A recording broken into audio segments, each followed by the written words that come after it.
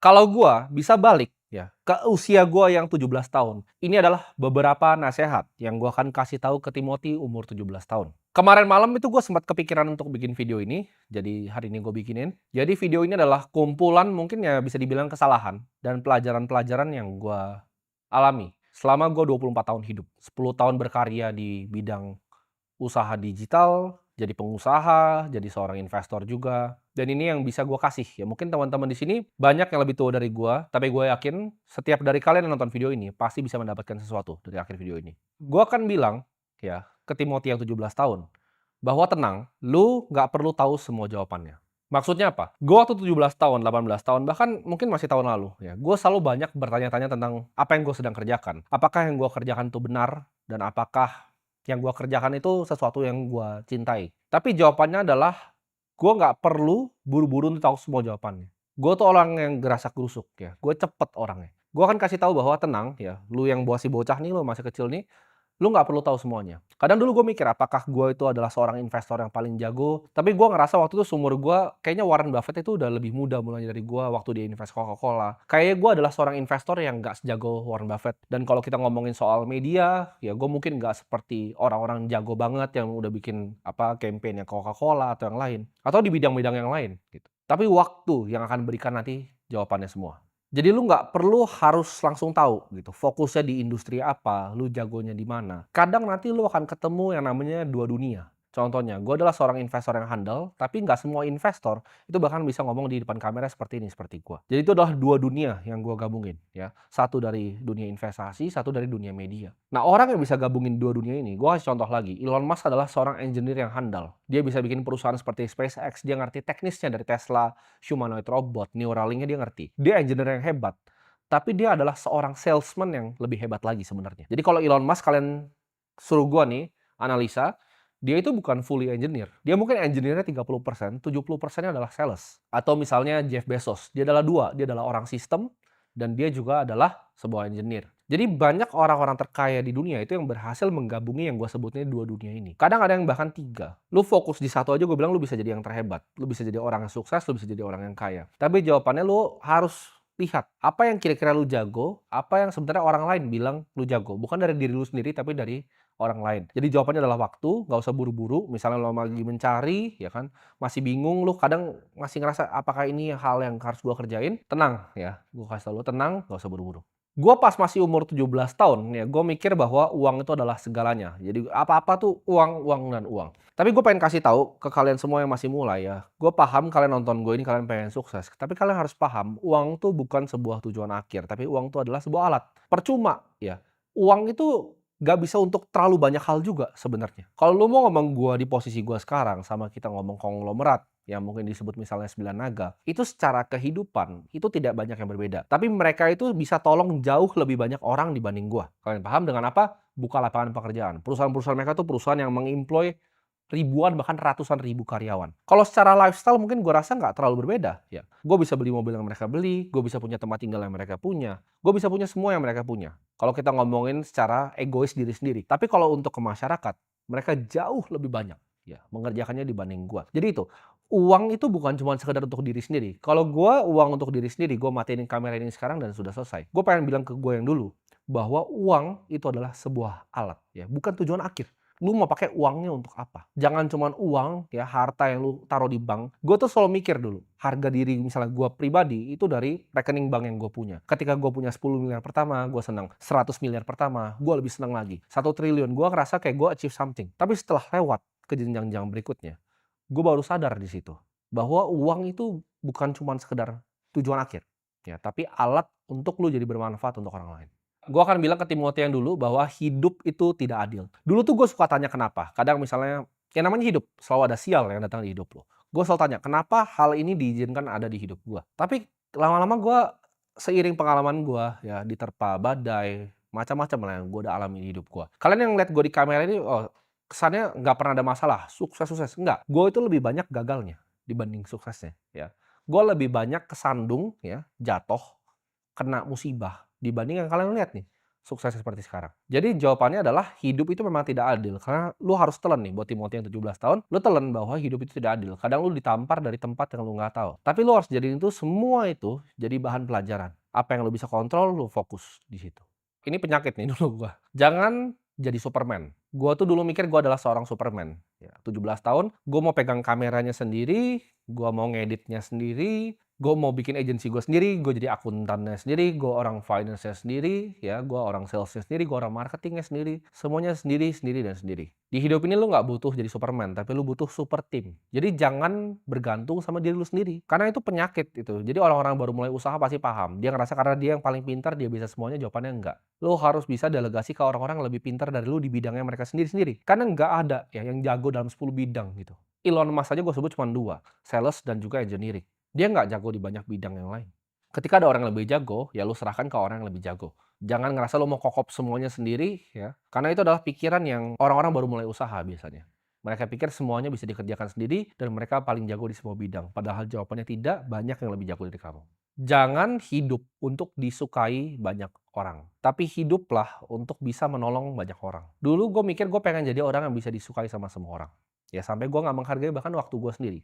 Contoh, gue nggak enakan dulu. Tim ini ada acara ini, gue datang, gue datang. Tim ada ini, gue datang, gue datang. Gue nggak menghargai diri gue sendiri. Gue pilih jadi people pleaser, senengin semua orang.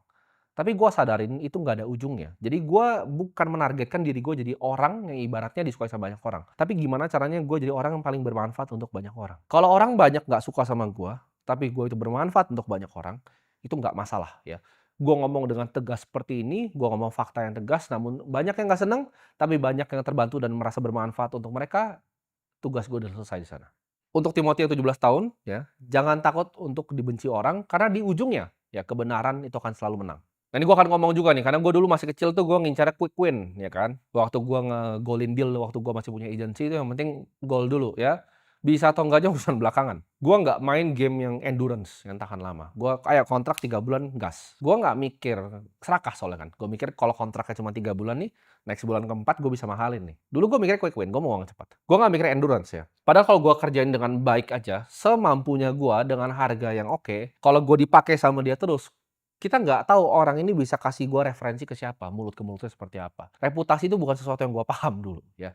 Jadi gue cuman kejarnya quick win. Tapi gue paham gamenya sekarang itu bukanlah kayak dengan cepat, tapi yaitu endurance. Uang itu bisa datang dan bisa hilang. Gamenya di dunia ini, ketika lo bikin uang, contoh seperti gue sekarang, ini bukan cuma untuk bikin uang lebih banyak, tapi gamenya adalah mempertahankan uang yang lebih sulit. Namanya endurance di sini.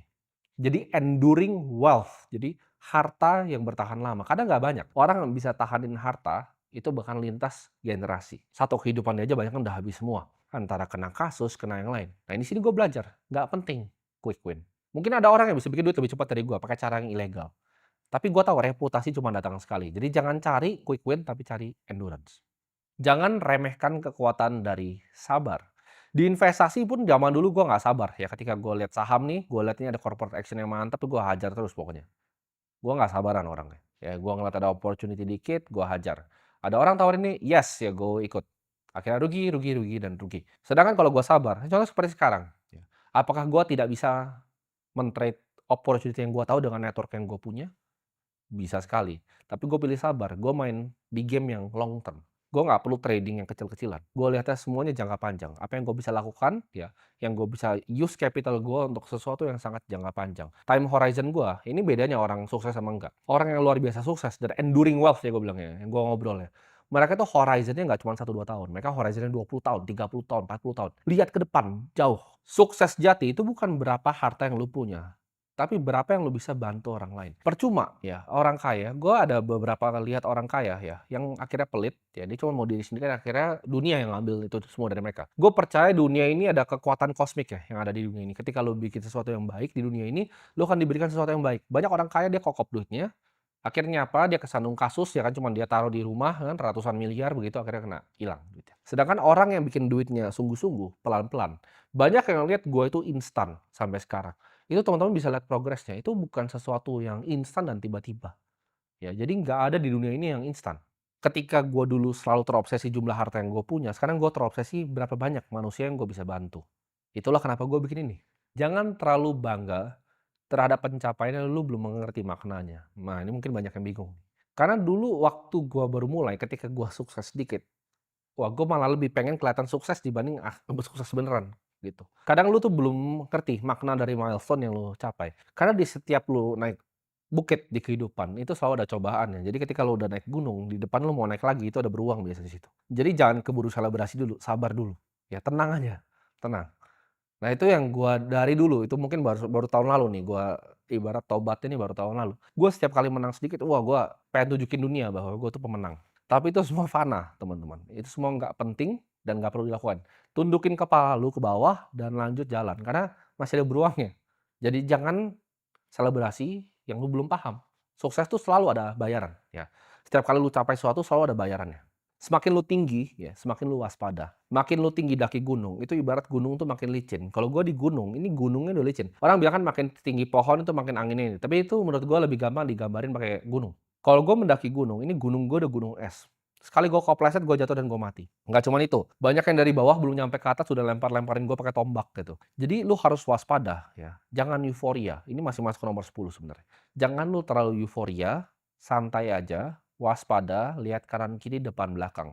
Lihat siapa yang beneran temen lu, karena banyak temen di saat lu seneng. Tapi di saat lu nanti mulai susah, lu akan lihat siapa teman-teman yang mau ngulurin tangannya ke lu. Banyakan tuh ikut tim hore, gue sebutnya.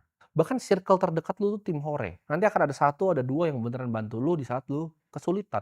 Mereka yang ngulurin tangannya nih, gue bantu. Kalau kita kepleset atau kita keplesetnya berdua. Tapi nggak banyak ya. Mungkin cuma 3 orang, 2 orang, atau bahkan cuma keluarga lu, mak, bapak lu mungkin yang masih peduli sama lu. Jadi nggak sebanyak itu orang yang peduli sama lu. Jangan jadi yes man. Gue dulu yes man. Semua opportunity gue yesin. Sampai akhirnya gue nggak fokus dengan tujuan gue sendiri ya. Lebih perbanyak untuk Timothy umur 17 tahun kalau nonton ini, perbanyak bilang enggak ya. Datang ke nikahan kalau lu nggak pengen bilanglah enggak. Jangan lu bilang yes, yes, yes, yes, yes, yes, yes. Tujuan akhir lu untuk bantu banyak orang ini jadi apa namanya ke distraksi. Jangan biarin ego lu itu dipuji sama semua orang sampai lu nggak bisa dengar kritik. Ini yang bahaya. Ini yang bahaya ke orang yang punya dua gua sebutnya. Uang ya dan fame. Orang yang punya uang dan fame itu kayak gua mungkin 2 tahun lalu, itu besar kepalanya mampus. Ketika besar kepalanya mampus, orang dengerin gua merasa gua yang paling dewa. Lewat apa, kuping kanan keluar di kuping kiri. Gua nggak pernah mau dengerin orang, karena gua mikirnya, "Ya lu udah ngapain di umur gua?" Gua selalu mikirnya seperti itu. Tapi kadang ada hal yang lu nggak tahu, yang orang lain tahu, yang orang yang udah lihat hidup lebih lama, orang yang sudah lebih bijak ngelihat hidup, itu paham betul, ya apa yang gua sebut di sini. Jadi jangan sampai ego lu tuh terus dipuji, dipuji, dan dipuji. Karena pride seorang manusia itu biasa ujung dari kehancurannya. Ya, ketika manusianya itu prideful, kalian banyak yang kira mungkin gua di kamera ini terkesannya sombong dan lain-lain. Tapi kalau kalian paham, ya itu adalah semua karakter yang gua bangun untuk yuk masyarakat Indonesia sadar. Kalau kalian banyak ketemu orang, pernah ketemu gua di dunia nyata, kalian tahu itu sangat berbeda dengan apa yang kalian lihat biasanya di sini. Ini aja kalian berbeda, kan semuanya bisa gua atur sesuai apa yang gua mau. Lu tidak bisa judge seseorang di depan kamera, itu seperti lu nge-judge aktor di film. Dan ini kita akan ngomong, karena ini adalah nasihat yang paling jujur dari hati gua kalau gua mau ngomong ke Timothy yang 17 tahun, biar gua selamatin dia gitu. Tapi sebenarnya kalau gua disuruh balik pun nggak ada yang mau gua ubah, karena semua pengalaman gue ini yang gua share ke lu semua, itu biar lu nggak mengalami lubang yang sama yang gua jatuh. Ini semua pengalaman yang pernah bikin gua jatuh. Mungkin gua nggak jelasin beberapa poin terlalu panjang, karena gue pengen kalian bisa interpretasi sendiri maksud gua itu apa. Dan ketika sudah kejadian, kalian mungkin nanti baru paham. Jangan fokus di hal yang lu nggak bisa kontrol ya. Gue selalu mikir, aduh kenapa kadang gue begini, kenapa kadang dikasih seperti ini. Itu hal yang gue nggak bisa kontrol. Nah yang lu bisa kontrol tuh apa? Lu lihat di depan lu, ini saya bisa kontrol ini, saya akan lakukan yang terbaik sesuai dengan porsi saya. Ya, hati yang bijak. Yang paling penting lu cari di dunia ini itu bukan cuma sekedar uang, tapi kebijaksanaan atau wisdom. Hati yang bijak itu akan menerima yang namanya koreksi. Jadi mereka akan menerima nasihat, tapi orang yang bodoh, ya gue sebutnya, orang yang bodoh itu akan menolak nasihat. Dia nggak akan mau dengerin. Orang yang udah lewatin apa yang dia lewatin, dia nggak mau dengerin. Oh lu jangan begini ya. Ah enggak lah, gue paling tahu. Kalau lu cari mentor, nih banyak cari mentor tuh bagaimana? Lu harus satu bisa lihat apa yang lu pengen hidup lu. Apakah lu pengen hidup seperti dia atau tidak? Itu yang pertama. Yang kedua, mentornya harus bijak. Bijak itu apa? Bijak itu bukan cuma lihat baik dan jelek. Baik dan jelek itu semua orang biasa, orang pintar bisa tahu. Orang punya knowledge gue sebutnya, orang yang pintar tuh bisa tahu. Tapi orang yang bijak itu bisa bedain mana yang baik, mana yang terbaik. Ini yang sulit banget. Baik dan buruk ini gampang lihatnya, orang pintar bisa. Orang bodoh pun nggak bisa lihat kadang baik dan buruk. Dia lakuin aja gitu kan. Tapi kalau pilihan di hidup lu antara ini yang baik sama mana yang terbaik, itu butuh mentor. Itu butuh orang yang udah pernah di situ. Ngasih tahu lu, tim lakuin yang ini. ya, "Lu jangan begini, nanti kalau lu begini, lu bisa nyemplung," gitu. Dia bisa lihat yang baik doang mana, sama yang terbaik itu yang mana. Itu baru orang bijak. Jangan malas ngelihat kesempatan nih, Timothy ini kadang dulu malas lihat kesempatan. Ketika ada badai dia pilih untuk kokop, untuk aman gitu. Cuman gue kasih tahu enggak, justru di saat gue udah ngalamin sekarang, setiap kali gue dapat badai kehidupan, itu selalu gue jadiin manfaat, gue sebutnya. Ketika gue ada masalah, gue selalu jadiin itu justru batu loncatan. Orang yang gue kenal dalam menyelesaikan masalah itu siapa aja, dan gue bisa masuk ke jenjang yang lebih tinggi lagi. Jadi kalau ada badai, lu tabrak terus aja. Lu tabrak terus, lu lihat tapi. Tapi balik lagi tetap waspada ya. Dan lu lihat celahnya. Jadi jangan pas ada masalah lu malah meringkuk dan ketakutan. Ketika ada masalah, lu lihat opportunity di dalam badai itu yang mana. Problem Timothy mungkin bukan umur 17, tapi mungkin umur 20-an ya. Gue itu orang yang dulu kadang kalau orang tampar gue, itu gue tampar balik kalau bisa gue cabut matanya. Ini problem orang yang baru punya uang dan baru punya kuasa sedikit. Jadi lu belajar untuk jangan membalas orang. Ketika orang bikin salah sama lu, jangan dibalas. Itu akan bawa lu mungkin banyak masalah ke depan nih. Jadi ketika lu ditampar, lu cabut matanya, nanti dia mau buntungin tangan lu. Jadi jangan membalas orang. Seberapa dia bikin salah sama lu, itu let go aja. Ini buat Timothy yang umur 17. Karena dia kan ntar akan tua kan. Lu let go aja. Ketika ada orang bikin salah sama lu, jangan lu ditampar terus lu ambil matanya. Gitu. Nanti tangan lu mau dibuntungin sama dia. Berilah pengampunan ke orang yang bikin salah sama lo. Itu lu bisa interpretasi sendiri masing-masing, karena gue jelasinnya singkat, sengaja, biar kalian bisa berdiskusi juga di bawah. Nanti kalau gue ada kesempatan dan waktu, gue balasin maksud realnya itu apa. Tapi itu nasihat yang gue akan kasih kalau gue balik ke umur 17 tahun.